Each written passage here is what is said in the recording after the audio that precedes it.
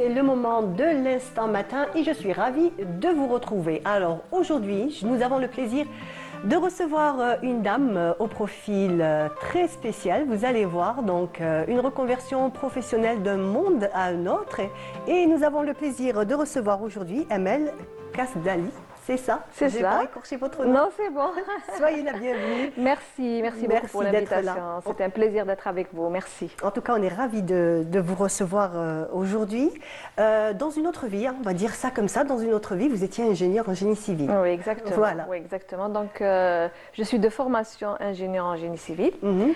Et j'ai travaillé comme ingénieur pendant une année. Après, j'ai fait d'autres métiers. Je me suis reconvertie dans les finances. Donc, c'est pas juste une seule reconversion. Non, Vous avez eu plusieurs reconversions. J'ai fait plusieurs métiers. J'ai même fait journaliste pendant une journée. J'ai travaillé comme journaliste pendant une journée dans un journal. Donc, j'ai travaillé dans les finances, j'ai travaillé dans le marketing, j'ai travaillé dans la vente. Et ensuite, j'ai ouvert un magasin où je vendais de l'emballage pour les fêtes et des articles scolaires. Et mon magasin était à côté d'une école primaire. Donc les enfants, quand ils sortaient de l'école, ils passaient par chez moi et ils venaient discuter ou acheter. Et c'était comme ça. Et vraiment, l'interaction avec les enfants, ça m'a beaucoup plu. Donc c'est de là qu'est née ma première histoire qui s'appelle Sarah et le labyrinthe magique. Sarah et le labyrinthe magique. Donc vous êtes auteur de livres pour enfants. C'est des romans jeunesse. C'est des romans jeunesse. Oui. Voilà. Donc vous avez combien de romans à votre actif? J'en ai 7. D'accord. Exactement. Alors ça a commencé par Sarah et le labyrinthe magique. Exactement. C'était la première histoire que j'ai écrite du début jusqu'à la fin. Donc ça a été pour moi un exploit. Parce que c'est très difficile d'écrire. On a peur de la vie des gens. On a peur qu'ils n'aiment pas. Parce que c'était la première fois. Je n'avais pas d'expérience. Je n'avais pas de public. Le seul public, c'était ma famille, ma mère, ma soeur, mes cousines, ma tante. Donc c'était eux, enfin elles, je dirais elles, qui m'ont donné leur premier avis. Et c'est comme ça que j'ai pu écrire les autres histoires. D'accord. Qu'est-ce que vous voulez dire quand vous avez dit, vous l'avez écrit du début jusqu'à la fin? Parce que des fois, on commence les histoires et on ne les finit jamais. D'accord. Elles restent dans un tiroir ou dans les oubliettes, comme on dit. Et c'est pour ça, parce que écrire une histoire du début jusqu'à la fin, il faut avoir du courage. Franchement, c'est du courage. J'imagine. Et je le dis, hein. Voilà. Il faut avoir du courage pour finir l'histoire. Parce qu'on a toujours peur, comme je vous ai dit, de l'avis des autres. C'est du ça. regard des autres. On se dit non, ils ne vont pas aimer, c'est une catastrophe, ils vont me dire que c'est nul. Donc, on va être découragé. Absolument. On va tout de suite un petit peu. Exactement, le trop jugement. Aller dans le des jugement, autres. dans l'autocritique aussi. Des fois, Voilà, ça nous, exactement, c'est ça. Donc, on a peur de ce qui nous attend à la fin de l'histoire. D'accord. Alors, comment vous imaginez l'histoire? Est-ce qu'elle est déjà, on va dire, prête du début jusqu'à à la fin, déjà dans votre tête? Dites-moi. Je vais dans vous votre dire esprit. que chaque histoire a sa propre histoire. D'accord, ça c'est chouette, j'aime bien. Chaque histoire a À sa propre histoire. Il y a D'accord. des histoires que j'écris après des rencontres, comme Sarah et le labyrinthe magique. J'ai rencontré 5 enfants merveilleux qui venaient à mon magasin après l'école. Les poupées russes, j'ai rencontré une Russe qui m'a raconté son histoire avec sa grand-mère en Russie. Les aventures de Tiffé Indice et mes nièces qui vivent au Canada et qui sont venues passer des vacances en Algérie. Et c'était la rencontre avec mes nièces que je n'avais pas vues depuis 6 ans. Et en fait, c'est plutôt les gens qui vous inspirent. Les gens, mes lectures, ce que je vois à la télé, les films, les scènes que je vois en marchant dans la rue. Des petites choses du quotidien, je vais dire. Ma famille, mes amis, les enfants que je rencontre dans les écoles, dans les rues, chez ma famille, mes petits cousins. Donc c'est tout ça qui m'inspire. C'est tout ça. Et j'ai l'histoire du savant fou, donc celle-là. Ah oui. Alors. Un savant fou a écrit un livre. Celle-là, c'était un défi. Un jour, j'ai écrit sur un papier blanc, un savant fou a écrit un livre. Il faut que j'écrive une histoire autour de ce titre. D'accord, donc vous avez commencé d'abord par... J'ai commencé par le titre. Par poser le titre. Voilà. Dès que j'ai mis le titre, maintenant, je me défie, j'écris une histoire autour de ce titre. Donc c'était vraiment un challenge et j'ai adoré le faire parce qu'il fallait réfléchir une histoire autour de ça du début jusqu'à la fin. Qu'est-ce qui allait se passer? Il fallait qu'il y ait une intrigue. Il fallait passionner le lecteur. Il faut le pousser à terminer l'histoire, vouloir savoir ce qui va se passer. Donc déjà le titre. Déjà le titre, il pique la curiosité. Voilà, on a envie de savoir c'est quoi ce savant fou, qu'est-ce qu'il a écrit. Voilà. Donc au fur et à mesure, donc on a aussi la couturière La couturière de la reine, oui. Voilà.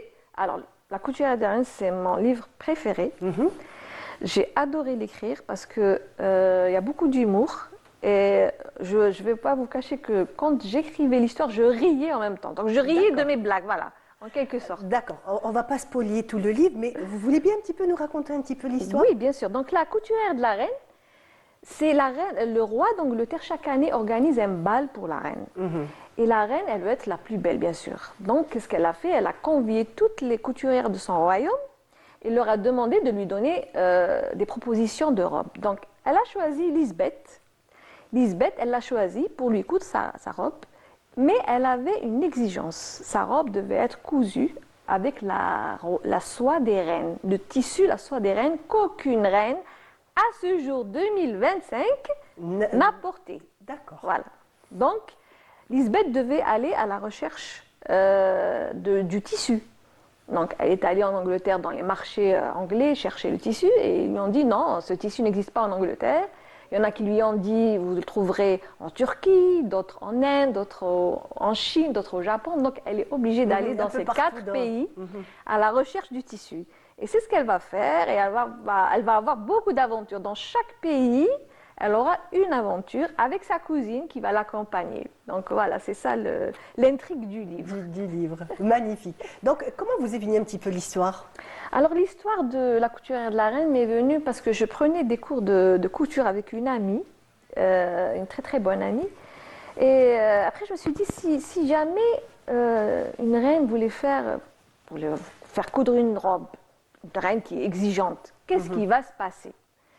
Pour cette pauvre couturière. Oui, c'est vraiment l'épée Damoclès qu'elle a au-dessus de la tête. Exactement, parce que les reines sont exigeantes. Bon, celle-ci, en tout cas, elle est très exigeante, elle est très pointue, donc elle veut quelque chose de beau, parce que le bal, elle va inviter toutes les reines et les princesses et les rois du monde entier. Voilà, il faut qu'elle soit la plus belle. Il ne faut pas qu'il y ait une autre femme qui soit plus belle qu'elle, genre comme Blanche-Neige. Un petit peu, voilà, un petit peu dans cet esprit-là. Voilà, exactement.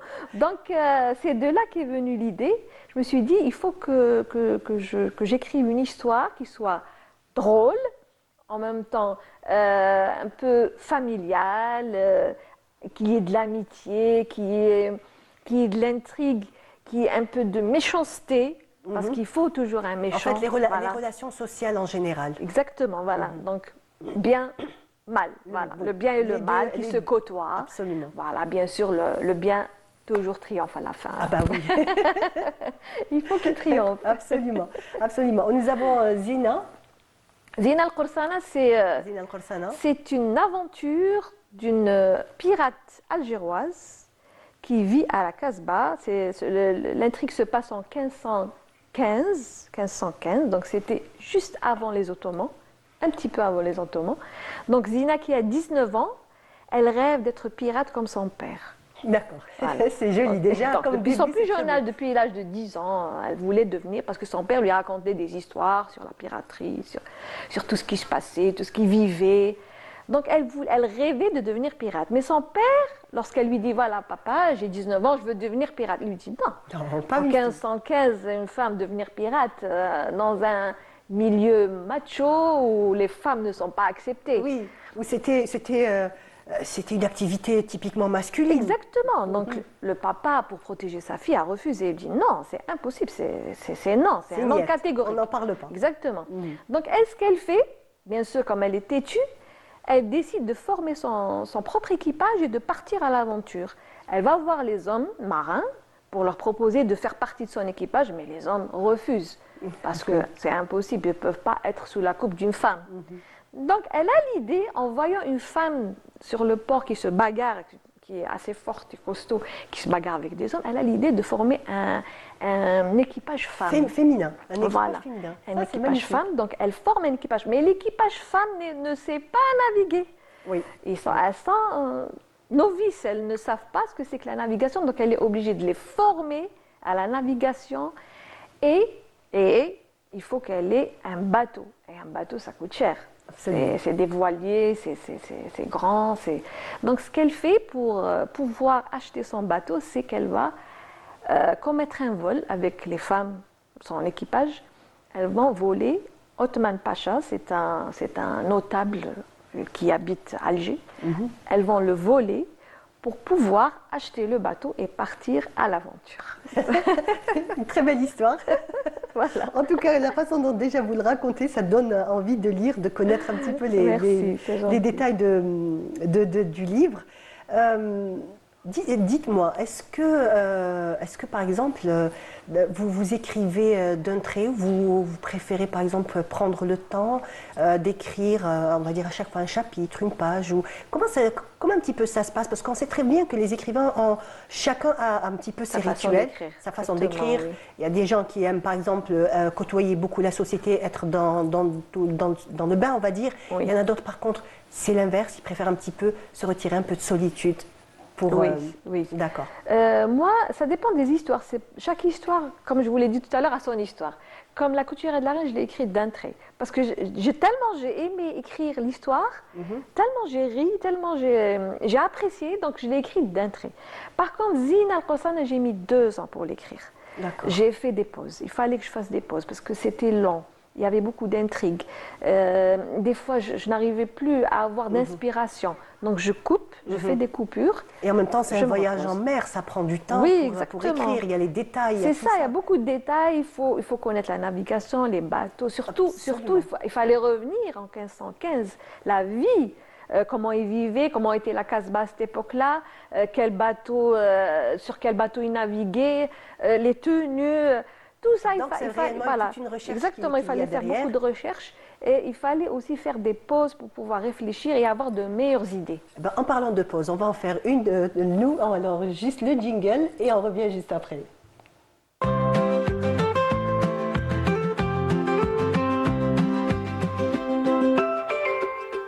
Vous êtes toujours dans l'instant matin et on continue. Donc, on est en train de parler de Zina Al-Qassana, voilà, de ce livre, de la manière dont vous l'avez écrit. Vous avez quand même dit que ça prenait 2 ans. C'est quand même une longue période. Oui. Il faut dire quand même que c'est un livre qui est assez conséquent. Oui, assez volumineux, c'est vrai.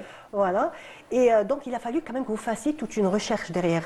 Oui, il y a eu beaucoup de recherches. Il y a eu des recherches sur, comme je vous l'ai dit, l'époque 1515. En plus, après, parce que Zina passe 2 ans en mer, elle revient à Alger. À la fin, elle revient à Alger. Donc, quand elle revient, c'est la période ottomane. C'est là où les frères Baba Haroud sont entrés à Alger. Donc, je change de contexte. Ça devient la période ottomane. Donc, je suis obligée aussi de faire des recherches. Donc, vous êtes en même temps sur 2 périodes. Exactement. Ça chevauche. Okay. Ça chevauche. Donc, entre 1515 et 1517, les Ottomans sont rentrés, je crois, en 1517. Donc, c'était l'année où ils sont rentrés à Alger. Donc, il fallait aussi faire des recherches pour savoir ce qui s'est passé, c'était quoi le contexte. Quand Zina revient à Alger, qu'est-ce qu'elle va trouver à Alger? Est-ce qu'elle va trouver des Ottomans? Est-ce qu'elle va trouver... Voilà, donc c'était ça. Il fallait faire beaucoup de recherches. Et c'était très agréable parce que j'ai appris pas mal de choses sur la Casbah. Et d'ailleurs, j'ai été faire la visite de la Casbah exprès pour pouvoir donner quelques anecdotes sur la Casbah, peut-être pas de l'époque 1515, j'ai un peu triché, je veux dire, en fait, mais j'ai donné... Voilà. C'était pour développer votre imagination. Exactement. Un petit peu là-bas. J'ai parlé, par exemple, du nah. Ah oui, voilà, absolument. Du nah.